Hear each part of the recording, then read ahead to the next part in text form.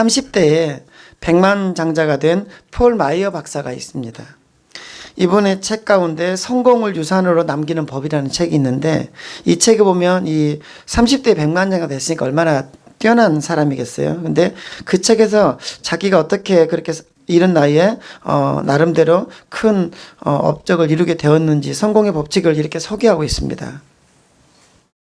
당신이 마음속에 그린 꿈을 생생하게 상상하고 간절히 바라며 진심으로 믿고 최선을 다해 행동하면 그것이 무슨 일이든 무슨 꿈이든 반드시 시간이 지나면 이루어집니다.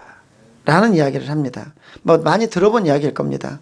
그래서 이 폴 라이어 박사가 한 번은 자기 직원들에게 종이를 하나씩 나눠주면서 당신의 소원, 가장 지금 원하는 것을 쓰라고 했습니다. 그러자 그 종이를 받아들고 몇몇 직원들은 소원을 쓰면 누가 이루어준대? 라고 비아냥거리며 쓰지 않았습니다. 뭐 그까짓 거 써봐야 당신이 해줄 거야? 이런 이야기죠. 그런데 다른 직원들은 정말 그 종이 한 장을 막 거기에 자기 소원을 씁니다. 나는 이런 소원이 지금 정말 소원입니다. 몇 년 후에 이제 이 폴 마이어 박사가 그들을 통해서 혹시 성취된 게 있으면 서로 이야기해 봅시다. 우리말로는 간증해 봅시다라고 했더니 강렬한 소원을 가지고 그 소원을 이루기 위해서 최선의 삶을 살았던 사람들의 다수가 실제로 시간이 흐르고 나서 그들이 원하는 대로 되었더라는 겁니다. 그런데 쓰면 누가 이루어나 줘? 라고 빈정거리고 비아냥거리며 소원을 쓰지 않고 또 그저 그렇게 하루하루 그냥 매일의 삶을 빈둥거리며 살았던 이들은 이룬 것이 현저히 적었다라고 폴 마이어 박사는 말합니다. 그래요. 대부분의 사람들은 나이가 들어갈수록 소원을 품고 목표를 세우는 일에 무관심해지는 것 같아요. 점점 이런 이야기는 뭐 젊은 아이들이나 젊은 청년들이나 30, 40대 이제 인생을 막 시작하고 있는 사람들이나 이런 이야기가 되는 거지. 70, 80 먹은 내가 뭔 소원이 있겠어요. 그리고 뭔 소원을 품고 그 소원을 이루기 위해서 무슨 목표를 갖겠냐라고 무관심하더라는 겁니다. 제가 보니 어디에서? 교회에서. 왜 무관심해지는가? 이런 것 같아요. 나이 탓을 하고 환경 탓을 하면서 할 수 없다고, 나는 이제 별다른 게 없는 사람이라고 미리 포기하더라는 겁니다. 그래서 미리 포기하니 소원도 품지 않고 목표도 없더라는 거예요. 그러니 어떻게 해요? 또 5년 지나고 나면 또 그 삶이 그대로 있더라라는 이야기입니다. 그런데 여러분, 우리 믿음의 사람들은 그렇게 살면 안 됩니다. 결론은 그거예요. 그렇게 살면 안 된다고요. 왜냐하면 하나님은 우리 믿음의 사람들이 믿음으로 꿈을 꾸며 전진하기를 원하시기 때문입니다. 머무르면 안 되고 나이 때문에 환경 때문에 나는 꿈도 꿀 수 없는 사람이라고 포기하는 건 안 된다라는 거예요. 왜요? 하나님이 그렇게 하지 말라고 하시니까. 오늘 본문을 보면 회당장 야이로라는 사람이 나옵니다. 그에게는 간절한 소원이 있었어요. 그것은 12살 된 자기 딸의 병을 고치는 겁니다. 오늘 본문 말고 누가복음 동일한 부분을 보면 누가복음 8장 42절에 보면 야이로의 딸은 외동딸이어서 하나밖에 없는 딸이었습니다. 부모라면, 저도 부모지만 부모라면 야이로가 하나뿐인 그 딸을 얼마나 사랑하며 아꼈을지 충분히 짐작할 수 있습니다. 그런데 그 딸이 어떻게 해요? 병들어 죽게 된 겁니다. 야이로는 예수님 앞에 나와 엎드려 딸을 살려달라고, 딸의 병을 고쳐달라고 간구합니다. 오늘 보면 22절 23절을 보면 이런 말씀이 있죠. 예수를 보고 발 아래 엎드려 많이 간구하여 가로되. 예, 강조에 쓰고 있습니다. 예수를 보고 발 아래 납작 엎드려서 어떻게 해요? 간구하는 게 아니라 많이 간구했답니다. 야이로는 회당장이었기 때문에 당시에 예수님에 대해서 자세히 알고 있었습니다. 그는 예수님의 능력도 그래서 믿었던 반면에 또 하나는 당시에 유대 종교 지도자들에게 있어서 예수님의 배척의 대상이었던 것도 알고 있었습니다. 한마디로 말하면 저 예수라는 청년과 가까이 지내면 잘못되면 불똥이 튈 수 있다는 것도 알았다는 거죠. 왜요? 유대 지도자들이 예수를 배척하고 있었거든요. 네.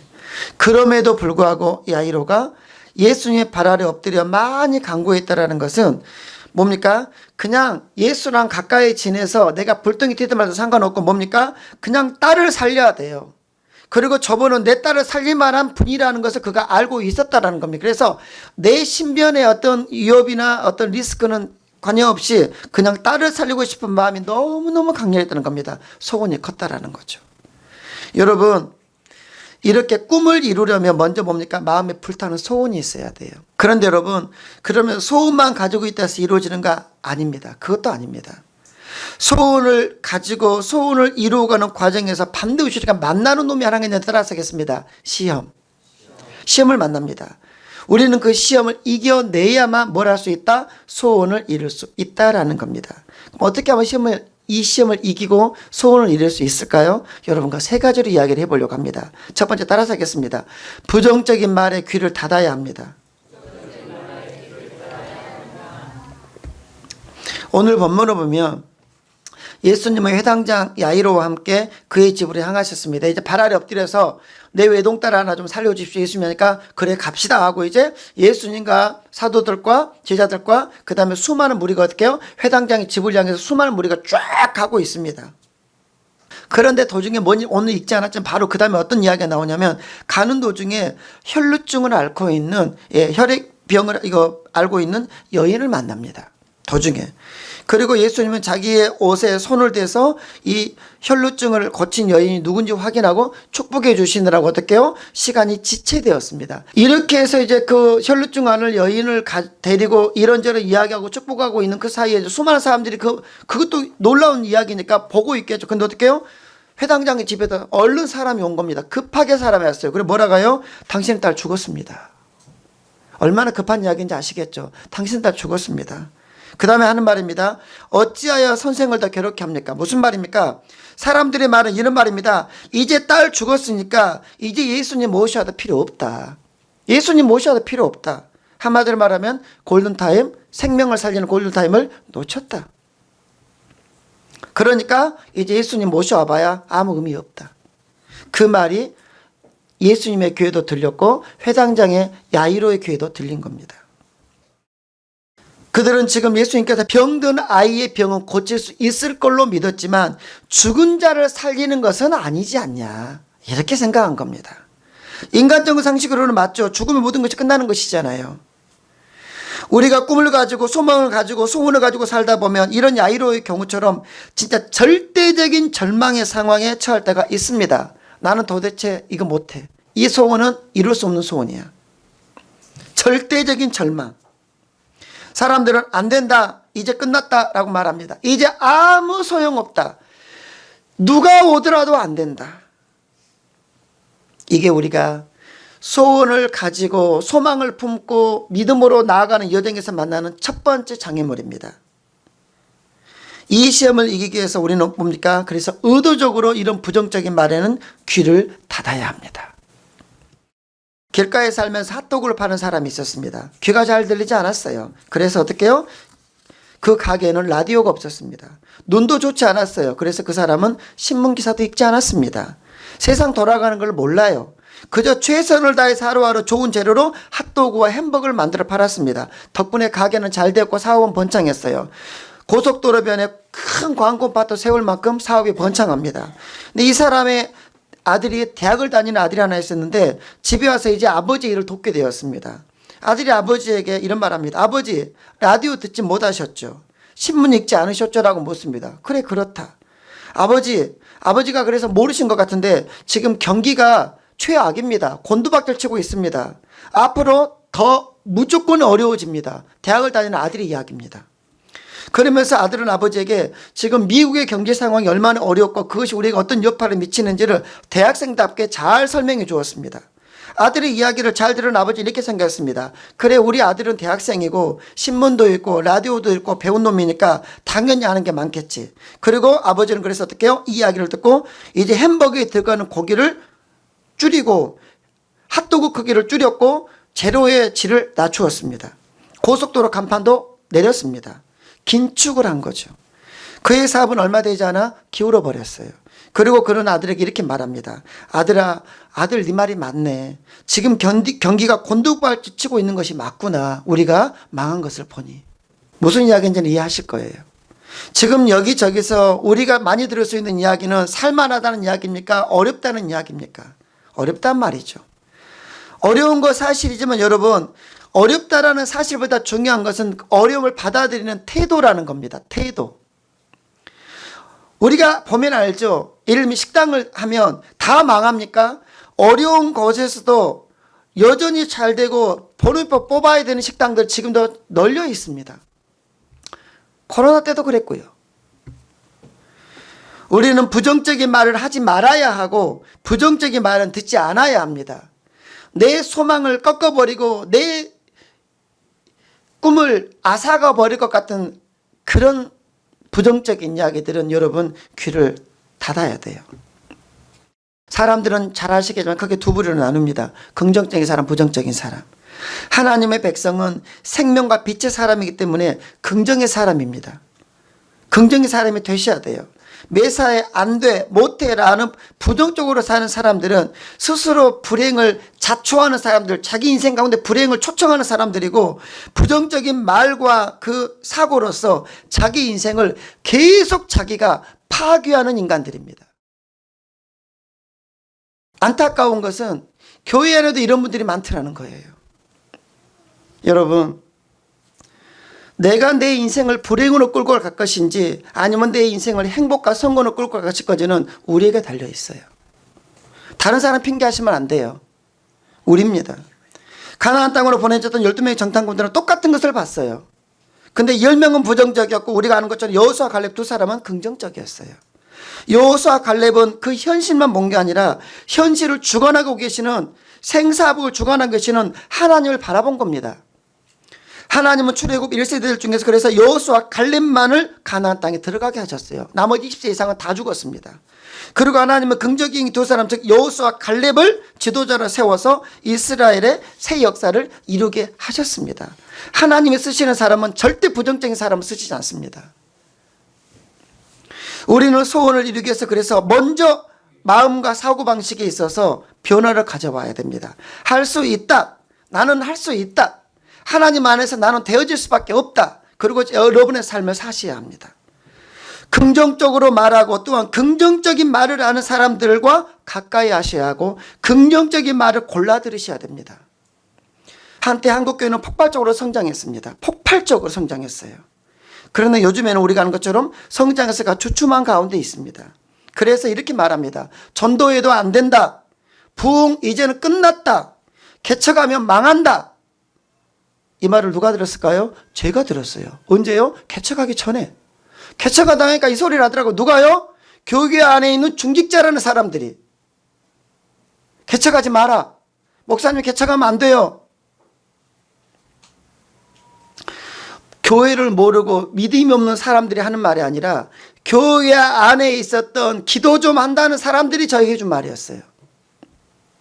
요즘은 전도 안 됩니다. 요즘에 부흥 안 됩니다. 하지만 여러분, 어려운 가운데서도 여전히 전도의 열매를 맺고 성장하는 교회들 있습니다. 우리는 그런 교회들을 보고 배워야 돼요. 그리고 저는 지금 우리 예원교회가 그런 교회라고 저는 생각하고 있습니다. 점점 늘어나고 있잖아요. 이분 저분들이 오고 계시잖아요. 외국인까지 오고 있잖아요. 글로벌한 교회입니다. 여러분, 우리는 교회가 존재하는 목적 분명히 아셔야 됩니다. 전도를 위해서, 영혼 구원을 위해서 예수님이 오셨다고 성경은 분명히 쓰고 있습니다. 그러므로 전도는, 영혼 구원은 교회와 성도의 존재 목적이고요. 교회 성장은 하나님의 제일 큰 소망입니다. 무엇이 소망이라고요?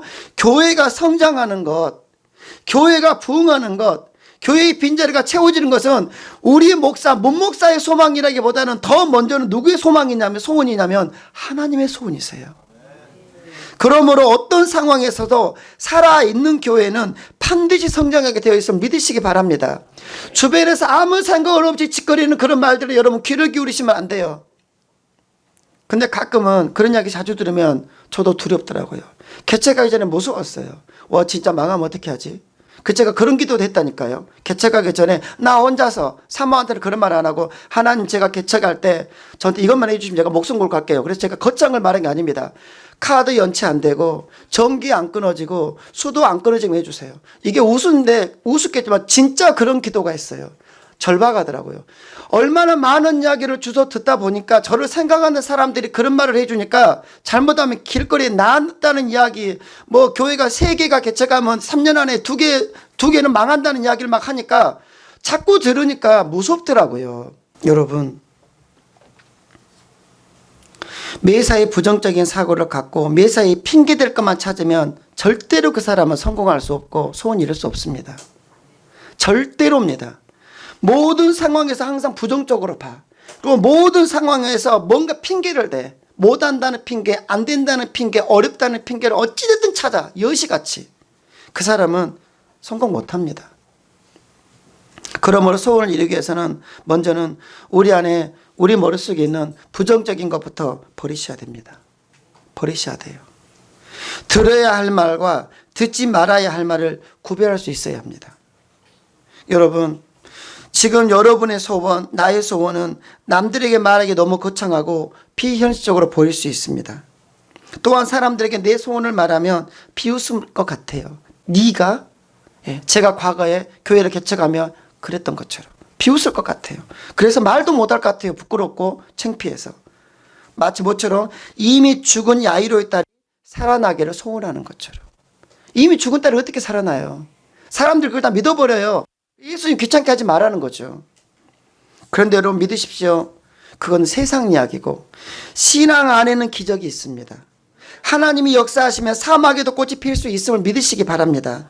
바라기는 무슨 일을 하든지 절대로 포기하지 마시고 내게 능력 주신 자 안에서 내가 모든 것을 할 수 있다는 이 믿음의 자신감을 가지고 결국은 잘 될 거라는 희망을 가지고 달려가는 저희가 되시기를 바랍니다. 두 번째, 소원을 이루려면 담대해야 됩니다. 35절에서 사람들로부터 딸이 죽었다는 말을 듣는 순간 야이로는 모든 희망을 잃고 아마 그 자리에 주저앉았을지도 몰라요. 저는 그랬을 것 같아요. 내 자식이 죽었다고 하면 퍽 주저앉아. 다리 힘이 빠져버렸겠죠. 정상이라면. 그런데 36절을 보면 예수님께서는 그 다음에 그 하는 말을 같이 들으셨죠. 딸이 죽었다는 말을 듣고 뭐라고 하십니까? 두려워하지 말고라고 하십니다. 따라서 하겠습니다. 두려워하지 말고.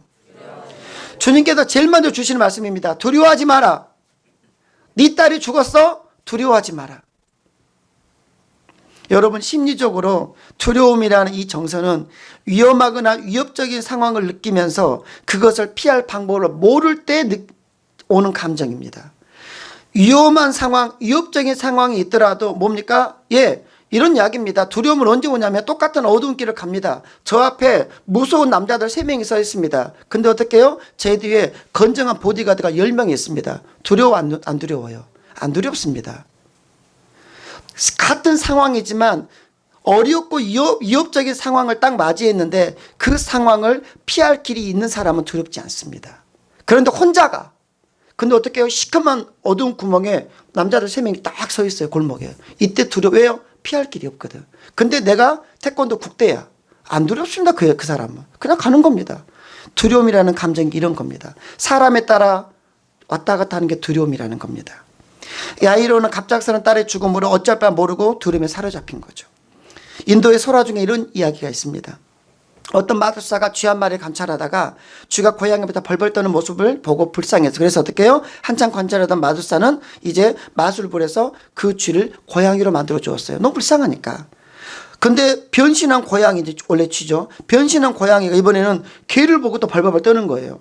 그러자 또 불쌍해 느낀 마술사가 이번엔 다시 그 고양이를 개로 바꿔주었습니다. 근데 이 개로 된 고양이가 뭡니까? 개가 된 고양이가 이제는 개가 되자마자 호랑이를 두려워하기 시작합니다. 그래서 이것도 불쌍히 해서 마술사가 어떻게 해요? 호랑이로 바꿔주었습니다. 무서울 게 뭐 있겠어요, 호랑이인데. 이번에는 어떻게 해요? 변신한 호랑이가 사냥꾼의 총을 두려워하는 겁니다. 그러자 마술사가 모든 것을 포기하고 이렇게 말합니다. 내가 아무리 도와주어도 너의 두려움이 끝이 없기 때문에 너는 별 수 없다. 그냥 쥐새끼로 살아라. 인도 설화에 나오는 이야기입니다. 이 설화 속의 쥐, 끝없이 두려움을 느끼는 이 쥐는 삶 속에서 끊임없이 엄습해오는 두려움을 피하지 못하고 늘 비틀거리고 있는 우리 인간의 모습을 상징하고 있습니다. 우리가 그래요. 여러분, 그래요. 두려움은 우리의 믿음을 약화시킵니다.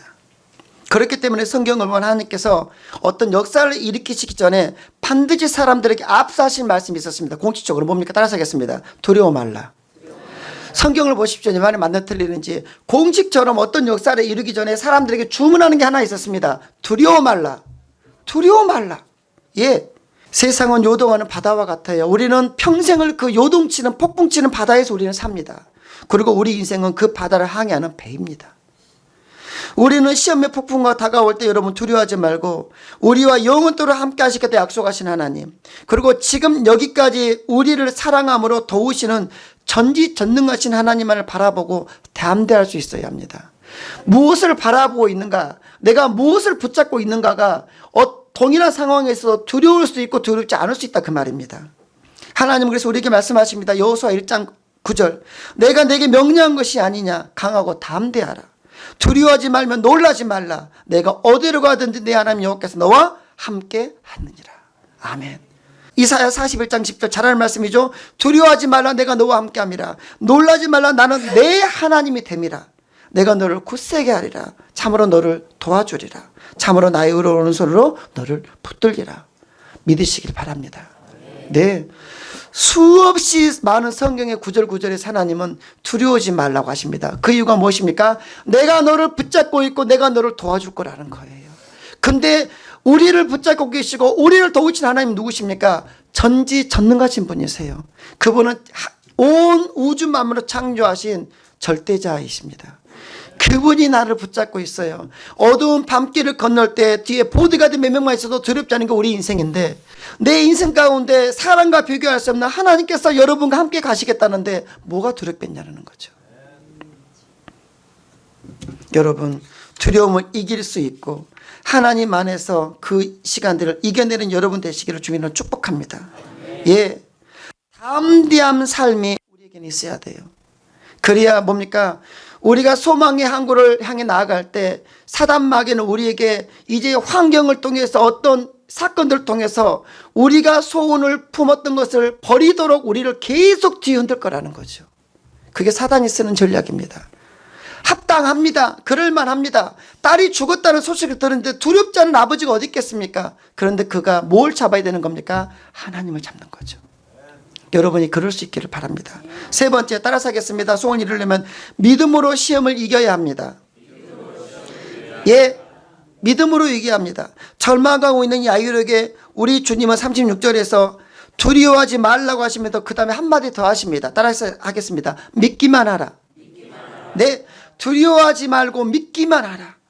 여러분, 너무 쉬운 이야기고 너무 많이 들었고 모든 목사님들의 설교에 다 나오는 이야기죠. 근데 문제는 무엇입니까? 이거를 받아들이지 않는다라는 거죠. 아는데 받아들이지 않아요. 머리를 알고 수백 번 들었고 수천 번 들었고 저도 목사라서 이야기를 얼마나 많이 했겠습니까? 근데 죄송하지만 저도 때로는 두렵고 정말 가능할까? 그런 생각을 해봅니다. 우리의 이야기죠. 그러나 여러분, 이제 우리와 타협하시면 안 됩니다. 우리가 바뀌어야 돼요. 어떻게 해요? 정말 믿어야 합니다. 담대하게 믿어야 합니다. 상황과 환경을 초월해서 일하시고 나를 돕겠다는 하나님의 말씀을 여러분이 가슴으로 받아들이셔야 합니다. 그러지 않으면 우리 인생은 또 그렇게 흘러갈 거예요. 5년 뒤에 또 나는 이 이야기를 하고 여러분의 이야기를 들을 수도 있습니다. 그리고 또 이렇게 외치겠죠. 이제는 바뀌어야 된다라고. 여러분, 오늘 결단할 수 있기를 주님으로 축복합니다. 예수님께서 야이로에게 믿기만 하라고 하신 것은 이 상황에서 믿음의 등불이 꺼져버릴 것 같은 상황이었기 때문에 믿음의 등불을 끄지 않도록 하시는 조치였습니다. 믿음 버리지 마라. 믿을 수 있는 구석이 뭐가 있겠어요? 이미 내 소원인 딸이 죽어버렸는데 소원이 사라져버린 겁니다. 사라져버린 거예요. 그런데 어떻게 해요? 끝날 때까지 끝난 게 아니라는 거죠. 왜요? 내가 있잖아라는 거죠. 그래서 믿음의 등불이 꺼지지 않도록 외치고 있는 이야기입니다. 여러분, 두려움은 우리의 믿음을 약화시키고 우리의 믿음은 두려움을 몰아냅니다. 그래서 자꾸 두려움을 얻는 사람들은요, 믿음이 약해질 수밖에 없어요. 우리가 믿는 하나님, 우리를 도우신 하나님은 어떤 분이십니까? 시편 기자는 시편 121편 1절 2절에서 이렇게 말합니다. 내가 산을 향하여 눈을 들리라. 나의 도움이 어디서 올까? 우리 도움이 어디서 올까요? 우리를 돕는 자가 누구이실까요? 그 다음에 말합니다. 시편 기자는 따라하겠습니다. 나의 도움은 천지를 지으신 여호와에게서로다. 아멘. 내 도움은 돈도 아니고 권력도 아니고 내가 나를 도와주려고 하는 빼기는 사람도 아니다. 내 도움은 누구다? 여호와이신데 그 여호와가 누구시다? 천지를 창조하신 창조주이시다. 아멘. 네. 도무지 불가능하게 여겨지고 그 와중에 절망과 두려움이 엄습할지라도 포기하지 말고 손에 힘을 꽉 쥐고 눈을 들어 천지를 지으신 그 하나님을 바라볼 수 있기를 바랍니다. 인생을 살다 보면 손이 덜덜덜 떨리고 더 이상은 앞으로 못 가라고 다리 덜덜덜 떨릴 때가 오겠죠. 끝났어 라고 정말 모든 상황을 들어봤을 때 끝났다라고 생각이 들 만한 상황이 우리에게 올 수 있을 겁니다. 그때 바로 우리에게 필요한 것이 무엇입니까? 믿음이라는 거예요. 믿음으로 주님을 바라보며 하나님께서 역사해 주실 것을 이 상황까지도 이 절망적인 절대 절망적인 상황까지도 해결해 주시고 넘어가게 하실 것을 따라서겠습니다. 믿어야 합니다. 그렇게 이야기할 수 없어요. 믿어야 돼요. 예수님은 믿기만 하라고 하셨습니다. 그저 전지전능하신 하나님, 우리가 할 수 있는 게 없잖아요. 딸이 죽었는데 야이로가 뭘 할 수 있겠습니까? 인간은 거기서 아무것도 할 수 없어요. 바로 그 상황에 처해질더라도 뭐라고요? 전지전능하신 모든 것을 아시고 모든 일을 할 수 있는 전지전능하신 하나님을 믿기만 하라는 겁니다. 하나님은 여러분 우리가 당신을 믿어주는 것을 기뻐하십니다. 저도 아버지가 대본이요. 저 같은 사람도 내 자녀들이 저를 믿어주면 기쁘더라고요. 알게 모르게 은연중에 믿지 못하는 것 같으면 우리는 화가 나는 겁니다. 하나님은요 더더욱 그러시죠. 왜요? 그분은 전능자이신데 전능자를 우리 같은 인간이 믿어주지 않으면 얼마나 화나시겠어요. 하나님은 우리가 당신을 믿어주는 것을 기뻐하시고 그래서 믿기만 하면 좋은 일이 일어나고 놀라운 일이 일어남을 여러분 믿으시기 바랍니다. 여러분 우리도 누가 믿어주면 그 믿음에 보답하고 싶은 것처럼 하나님께서 우리가 전심으로 하나님을 믿어주면 그 믿음대로 역사해 주십니다. 이걸 믿어야 돼요. 이게 신앙의 원리입니다. 좋으신 하나님을 믿으면 여러분 좋은 일이 일어날 줄 믿습니다. 기적의 하나님을 믿으면 기적 같은 인생이 일어날 줄로 믿습니다. 그건 믿음의 영역이에요. 오늘 본문에서 죽은 야이로에 따르면 결국 어떻게 됩니까? 41절 42절을 같이 읽겠습니다. 41, 2절입니다. 그 아이의 시작 그 아이의 손을 잡고 이르시되 달리다고 마시니 번역하면 곧 내가 내게 말하노니 소녀야 일어나라 하심이라. 소녀가 곧 일어나서 걸으니 나이가 12살이라. 사람들이 곧 크게 놀라고 놀라거늘. 아멘. 예, 할렐루야입니다. 여러분 그 아이의 손을 잡고 누가 일으키셨습니까? 예수님께서 손을 잡고 일으키면서 달리다고 마시는 겁니다. 소녀야 일어나라. 미친 짓이죠. 이 소녀 지금 어떤 소녀인데요? 죽어 있잖아요. 이거는 꼬맹이들도 압니다. 이게 안 된다는 거죠. 근데 어떻게 해요? 예수님 하십니다. 달리다고 일어나라는 겁니다. 그래서 어떤 일이 벌어졌습니까? 소녀가 곧 일어나 걸었답니다. 여러분 이게 믿음의 역사라는 겁니다. 이거를 믿는 자는 성도이고 믿지 않는 사람은 불신자입니다. 그래서 교회 안에 불신자가 많은 거예요. 교회 안에 불신자가 그래서 있는 겁니다. 여러분 인간의 이성과 인간의 과학의 영역에서만 믿는다라면 무슨 신앙이 필요하겠습니까? 그건 교회 안 다녀도 돼요. 과학이 그렇게 되고 과학의 법칙에서 세상이 되어져 가는 것은 믿지 않는 사람들 것은 믿어지거든요. 물리학의 법칙 이런 것들은 이건 신앙 영역이 아니잖아요. 그런데 이 시대의 성도들을 보면 하나님을 꼭 과학의 영역에서 정도만 믿을 수 있다라고. 감기는 기도하면 낫게 해주실 것 같은데 암은 기도해도 안 나을 것 같고 그런 겁니다. 그게 우리가 제안하는 거죠. 하나님이 일하시지 못하도록 하나님의 내 인생 내 가정 내 미래 가운데 역사하지 못하도록 내가 제안하는 겁니다. 내가 안 되고 이거는 누구도 안 되니 하나님도 못하시죠. 마치 뭐처럼 죽은 딸은 절대 일어나지 않는 것처럼. 그런데 어떻게 하니까 일어나 버리는 겁니다. 이게 믿음이라는 겁니다. 바라기는 여러분의 삶에도 이런 달리다고 역사가 있기를 축복합니다. 소원이 이루어지는 역사가 있기를 축원합니다. 그러기 위해서 주님은 지금 우리에게도 말씀하십니다. 믿기만 해라. 믿으시기 바랍니다. 진짜 믿으시기 바랍니다. 머리로만 믿는 게 아니고 어쩔 수 없이 누군가에서 끌려와서 여기 앉아있지 마시고 이제는 여러분 스스로의 믿음을 가지시기를 바랍니다. 그리고 여러분의 인생을 하나님께 의탁하고 맡기며 소원을 품으시기 바랍니다. 하나님, 그러면 저도 믿고 이제 나도 이런 인생 살고 싶습니다. 이런 꿈 꾸어보고 싶습니다. 하나님이 도와주신다면 이렇게 하나님 안에서 쓰임받고 싶습니다라고 크고 원대한 꿈을, 알렉산더가 말할 때 말 한 피를 주세요, 집 한 채 주세요, 이런 기도하지 마시고 나라 하나 주세요 라고 할 수 있는 여러분, 저는 다 말하지 못하지만 제 안에서도 큰 꿈이 있습니다. 네, 그 꿈을 시간이 하나님께서 이루시죠. 저는 믿습니다. 말씀 마치려고 합니다. 사람의 인격이란 그 사람의 소원이 무엇이냐에 따라 달라집니다. 뭐가 달라진다고요? 소원에 따라 그 사람의 인격이 바뀐다고요. 무슨 말이냐면 고상한 사람은 그 소원도 고상합니다. 저속한 사람은 그 소원이 저질적입니다. 역사의 위대한 인물들은요, 그래서 위대한 소원을 가졌던 사람들입니다. 아브라함 링컨의 유명한 말이 있죠. 링컨은 이렇게 말했습니다. 내가 이 세상에 태어났고 이 세상에 살았기 때문에 이 세상이 나 때문에 조금이라도 좋아졌다는 소식을 듣고 나는 죽기를 원한다. 놀라운 인생이죠. 자기 때문에 세상이 조금이라도 나아졌다는 소식을 듣고 나는 죽을 거다. 나는 그런 인생 살 거다. 이런 위대한 소원을 링컨이 품었기 때문에 그는 노예를 해방시켰고 역사에 길이 남는 위대한 지도자가 된 겁니다. 여러분에게도 하나님께서 기뻐하시는 위대한 소원이 있기를 바랍니다. 그리고 그 소원을 이루어가는 과정에서 만나는 시험을 이겨내시기 바랍니다. 그러기 위해 우리는 부정적인 말에 이제는 귀를 닫으셔야 돼요. 흘려드려야 됩니다. 남들이 함부로 나에 향해서 짓거리는 그런 말들이 이제는 거기에 여러분 연연하거나 영향받지 마세요. 그리고 어떻게 해요? 순간순간 이제 믿음으로 어떻게 해요? 두려움을 이겨내시기 바랍니다. 그리고 크고 위대하신 전지전능하신 하나님을 믿음으로 여러분의 삶 가운데 초대하시기를 바랍니다.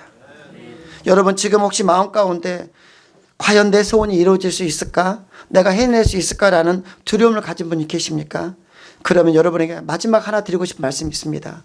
여러분의 자신을 보지 마시고 여러분의 손에 들고 여러분이 소유하고 있는 것에 집중하지 마시고 능력의 하나님을 바라보시기 바랍니다. 나를 바라보는 자는 그 이상은 살 수 없어요. 그러나 능력의 하나님 바라보시기 바랍니다. 그리고 그 하나님을 믿어주시기를 주님의 이름으로 축원합니다.